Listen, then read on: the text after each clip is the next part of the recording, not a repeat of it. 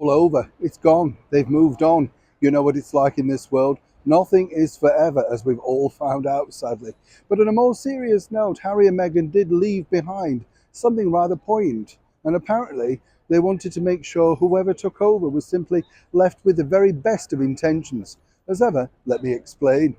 Hi, good morning. How are you? Nice to see you today. By the way, if you are moving into a home, there's always a thing, isn't there? I don't know if you're the same that you look at. When you look in the shower, the bathroom area, and you always think of one thing. I know, Norman Bates, Psycho. Alfred Hitchcock, what did he start with Janet Leigh when he did that? Tony Curtis told me, of course, who was married to Janet Leigh, that, they had no idea at the time. She didn't really see the significance. In fact, she thought that perhaps that particular scene might put people off going to see the movie because it was too frightening. Naturally, Hitch knew better. The reason why I mention it is simply this. On this day in New York City, Psycho premiered, and the world and showers changed forever. Did Frogmore Cottage have a shower? Do you like that tenuous link?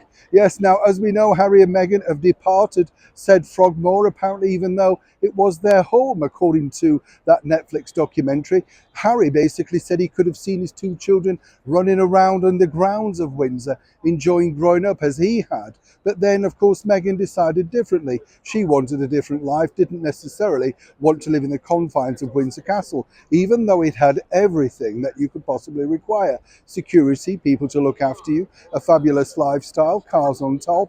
What more would you need?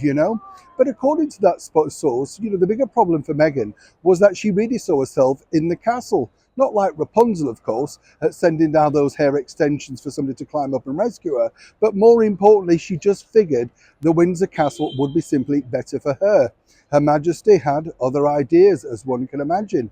What's interesting now, though, is, as we know, Harry and Meghan have quit Frogmore Cottage finally. Every last trace of them has been removed from said cottage. And it's not a cottage. It's a very vast, small home, I would say, at best. I have been in it, let me point that out. Now, what's interesting here is simply this, that when Harry and Meghan decided to leave, obviously they took all those memories, but they left one behind.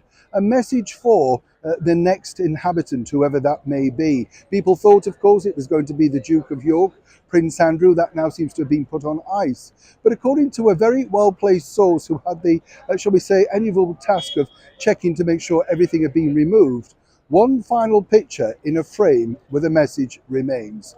A black and white snap of Harry and Meghan taken at Windsor on their final visit, basically wishing whoever comes into this love-filled home all the very best for the future.